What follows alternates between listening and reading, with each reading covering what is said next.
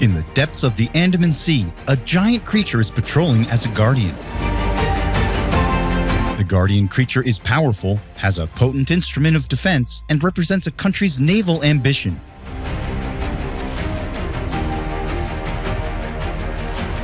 It is the story of the largest submarine in Myanmar's maritime history.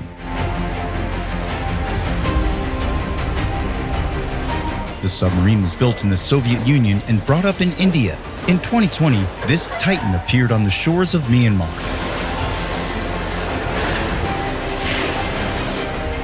This appearance signals a seismic shift in the region's maritime dynamics. The submarine is the Great Kilo class, previously known as the INS Sindhuvir. It reshaped Myanmar's naval story, enabling the country to stand in line with the League of Nations with underwater war capabilities. In this comprehensive underwater exploration, we will discover the remarkable journey of this underwater titan. We will also explore its strategic significance and what it means for Myanmar's naval future. Welcome to our in-depth exploration of the biggest Myanmar submarine in history. 2020 is a year that will forever be cherished in the history books for numerous reasons. The world was battling a pandemic. A change in the underwater was stirring in Southeast Asia's water. A new player entered the game, making a new phase in Myanmar's naval capabilities. Since its inception, the Myanmar Navy has been operating as a modest fleet. The fleet primarily consists of surface patrol vessels and frigates. The Navy serves a dual purpose, protecting the country's extensive coastline and ensuring the security of its territorial waters. However, the need for an enhanced naval force was immensely felt, and conflicts and territorial disputes began taking shape in the Indo-Pacific region. As the need for a maritime was felt during the disputes, the answer to the call was the Kilo-class submarine. It was transferred to Myanmar from India and renamed UMS Minye Thinkatu. The submarine was welcomed through a grand ceremony, honored by Senior General Min Aung Hlaing and other military dignitaries. The welcome ceremony echoed the nation's ambition to be a formidable maritime power. The newly named UMS Minye Thinkatu is now silently navigating the depths of the Andaman Sea, guarding the nation's interests. This arrival was not just about adding a new submarine to Myanmar's naval fleet. It also represents Myanmar's strategic intent, geopolitical aspirations, and the country's readiness to assert its presence in the increasingly contested waters of Southeast Asia. Every behemoth has an origin, and the UMS Minye Thinkatu's story traces back to the heart of the Cold War. During the Cold War, the world was divided into two ideological halves. Along with ideologies, naval supremacy was a significant part of this global chess game. The Soviet Union was a crucial player in this game, and their shipyards gave birth to the Kilo-class submarines. The Kilo-class was initially known as Project 877. It was the product of the Cold War era, resulting from careful design and strategic foresight. They were developed to operate in coastal zones. Due to their exceptionally low acoustic signatures, the submarines became infamous as black holes. Stealth was the core of their design. It allows them to follow enemy vessels undetected or lay low and wait for the right opportunity to attack. These underwater beasts were not just designed for silence and stealth, but also for devastation too. They are armed with torpedoes, mines, and cruise missiles. The Kilo class can engage both underwater and surface targets effectively. The submarine was exported to allied nations, including India, and it led to the design's success. In India, the INS Sindhuvir first entered service in the late 1980s. Naval technology faces rapid advancement, and keeping up with this competition is challenging. The Kilo class has maintained its relevance, proving its worth from time to time in the theater of naval warfare. What role did India play in the transformation of the UMS Minye Thinkatu, and how does it reflect India's Act East policy? The story of UMS Minye Thinkatu brings us to India's shores. The Indian Navy has been operating Kilo-class submarines since the mid-1980s. In India, it was called the Sindhu Ghosh class. The INS Sindhuvir served as a workhorse for the Indian Navy for many decades. Since then, it has been critical in protecting India's vast maritime interests. However, the passing of time and the rapid advancement of technology gave birth to a new class of submarines. The Indian Navy decides to retire its older Kilo-class vessels. An opportunity emerged in Myanmar to expand its naval capabilities during this time. A decision was made to transform the INS Sindhuvir to Myanmar from India after extensive renovation and modernization. The submarine underwent significant upgrades at the Indian shipyard. It was ensured that the fleet was up to date with all the latest navigational and operational systems. The transfer process involved more than just the physical handover of the submarine. It also involved extensive training of Myanmar's naval personnel. India provided all the training to ensure that Myanmar's naval personnel were thoroughly familiar with the complex operation of a Kilo-class submarine. This strategic move echoed India's Act East policy, designed to boost ties with Southeast Asian nations. In this way, the former INS Sindhuvir began its new chapter in the service of the Myanmar Navy, renamed the UMS Minye Thinkatu. Have you ever wondered about the detailed design and engineering behind the Kilo-class submarines that makes them so appealing? The Kilo-class submarine has been around for a long time and is still used by many navies, even though newer designs have been introduced. We must delve into the design and engineering of this maritime naval marvel to understand why it holds such appeal.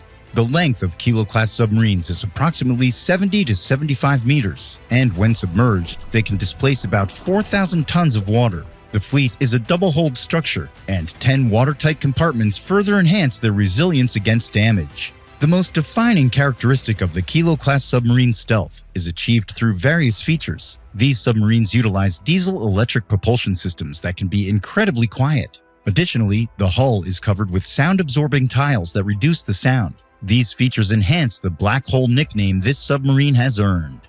The submarine is not just about stealth, it's about the firepower the giant beast brings to a conflict. The Kilo-class has 6 torpedo tubes and can carry 18 torpedoes or 24 mines. The fleet can launch A-ship cruise missiles. These features make it a formidable foe for any adversary.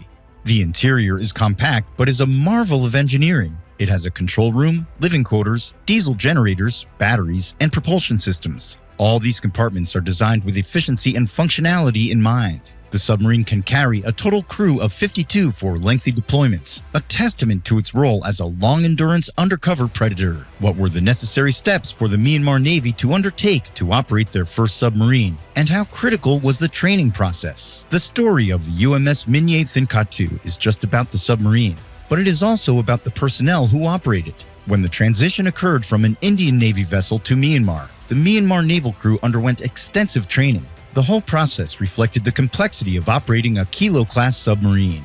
The Indian naval personnel played a crucial role in the training process. They imparted their knowledge and experience to Myanmar maritime personnel. The crew took rigorous instructions from their instructors, both theoretical and practical. The team took training on submarine operations, emergency procedures, maintenance, and repair. The training was conducted in both classrooms and aboard the submarine. Ensuring the Myanmar Navy was ready to operate its first submarine was essential. The crew had to familiarize themselves with every aspect of the submarine.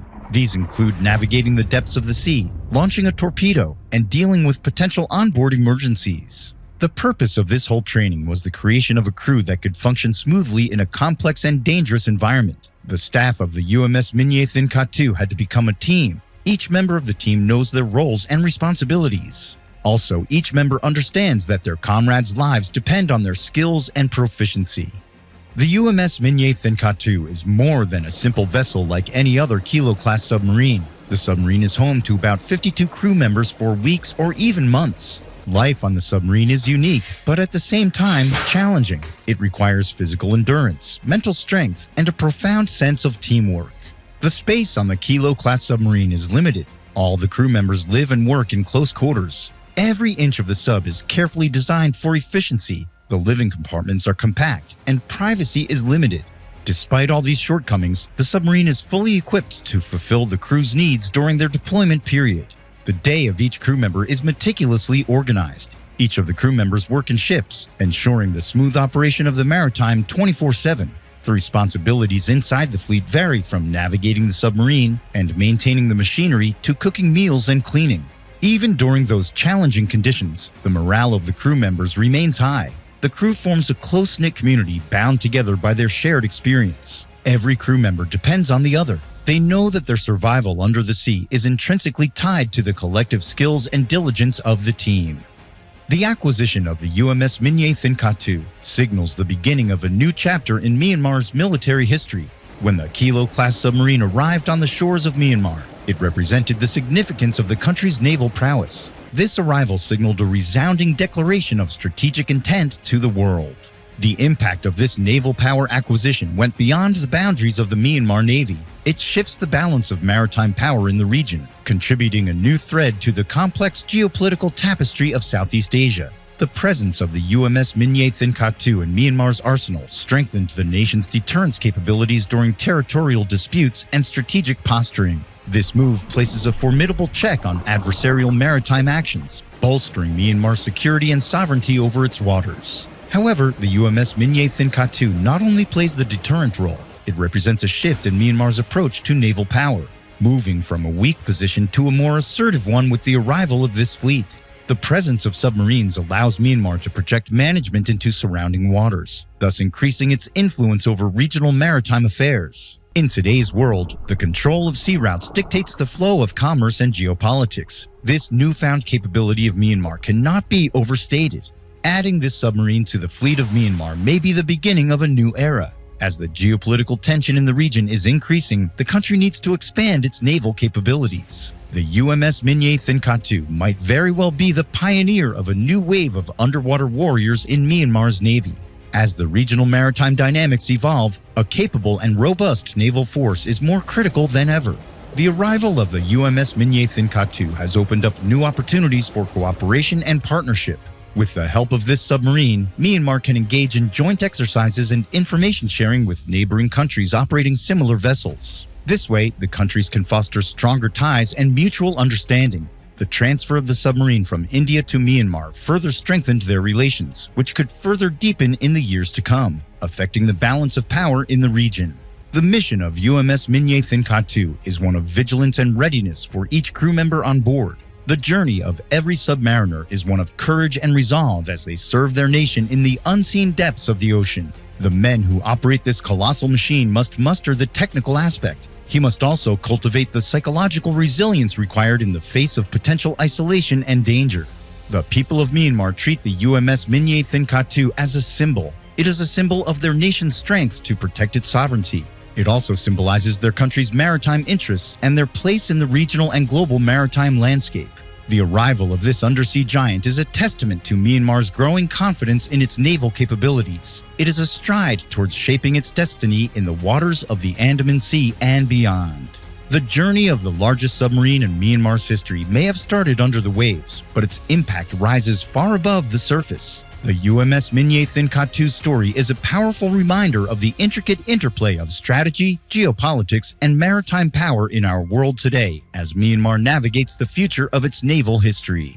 As we come to the end of this maritime story, the tale of the UMS Minye Thinkatu reminds us of the intricate dance of geopolitics, strategy, and national security playing out in the depths of our oceans. The journey of the largest submarine in Myanmar's history underscores the evolving maritime narrative in our world.